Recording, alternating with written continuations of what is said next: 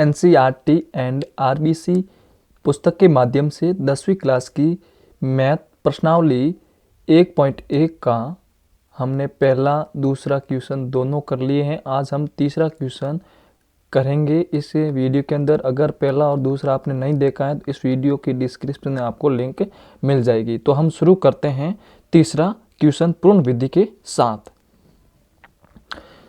किसी परेड में 616 सदस्यों वाली एक सेना आर्मी की टुकड़ी 32 सदस्यों वाली एक आर्मी बेड के पीछे मार्च करना है।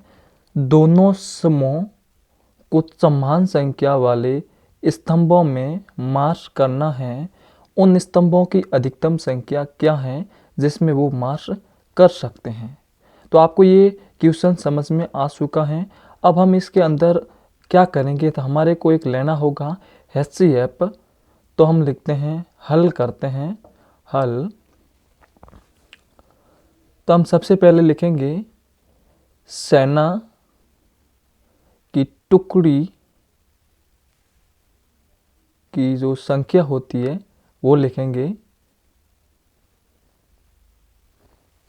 टुकड़ी की संख्या क्या है सबसे पहले तो लिखेंगे 616 है, तो 616 लिख देंगे, 616 लिखेंगे।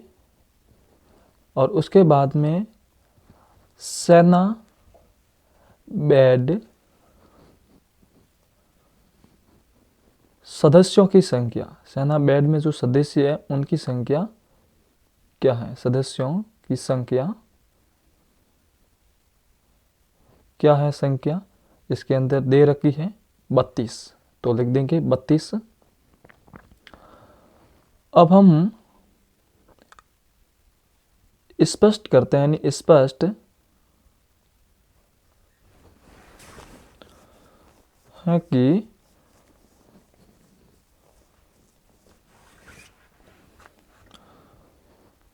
स्तंभों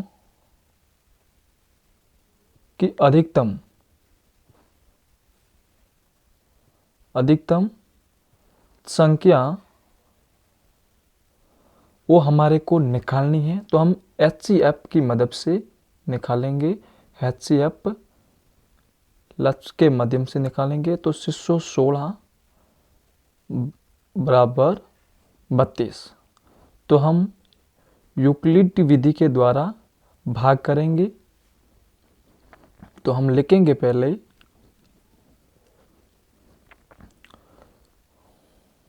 यूक्लिड विभाजन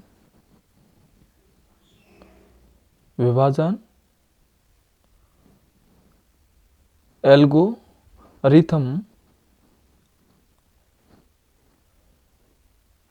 से।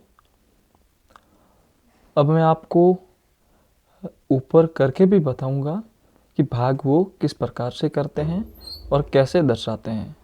तो हम सबसे पहले 616 और 32 का जो भाग करते हैं वो किस प्रकार से दर्शाते हैं। तो हम सबसे पहले लिखेंगे 32, ये तो हो गया हमारा भाज्य, और भाजक होगा जो 616।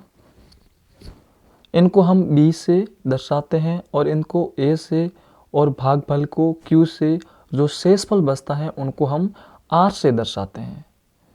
तो हम इनके अंदर भाग देते हैं तो 19 बार आता है, तो संख्या आती है 608 आती है, और इनके बाद में शेषफल 8 बचते हैं।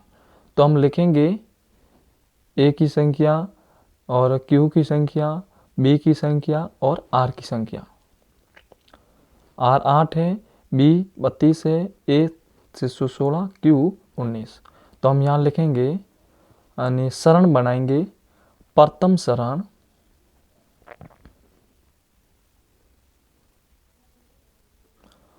सरण बराबर 616 बराबर 32। अब हम इसके अंदर गुणा का चिन्ह लगा के जो भागफल के अंदर संख्या थी, ये तो B की संख्या हो गई, और भागफल की संख्या थी 19 और शेषफल बसे 8। तो शेषफल 0 आना चाहिए, 0 नहीं आया, तो शेषफल 0 के न के बराबर है। तो तो हमने संकेत से दर्शा दिया है।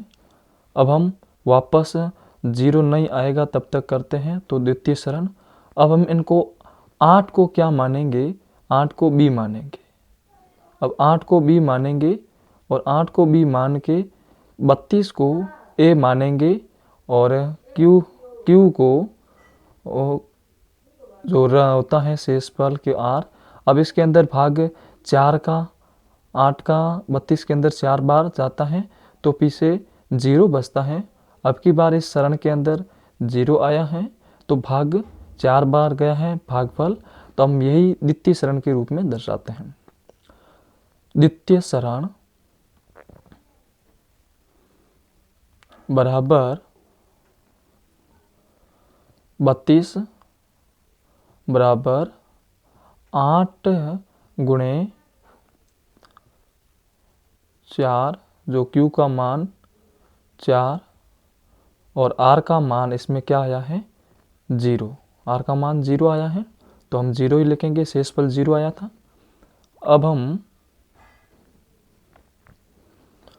लिखेंगे चूंकि शेषफल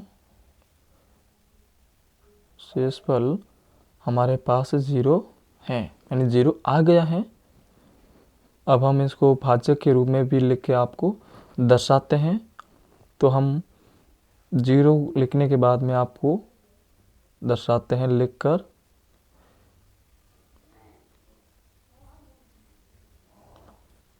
इस सरण का भाजक क्या है 8 है, 8 से ही 0 आया था, इस कारण इस सरण का भाजक 8 है। और अब हम इनके जो सरण 8 के बाद में जो हमने लिखा है वो मैं आपको बताता हूँ। बराबर के रूप में लिखे तो इसलिए 616 और 32 का HCF बराबर क्या होता है 8। तो अतः स्तंभों की अधिकतम संख्या होगी तो होगी वो 8 होगी। स्तंभों की संख्या की HCF कितना आया 8 आया, तो 8 लिखेंगे। अगर हमारे चैनल पे नए हैं तो चैनल को सब्सक्राइब करें, लाइक करें, शेयर करें। अब हमारे चैनल पे रोजाना 10वीं क्लास के मैथ के वीडियो आपको मिलेंगे सरल स्वभाव के साथ, सरल विधि के साथ। मिलते हैं अगले वीडियो के साथ।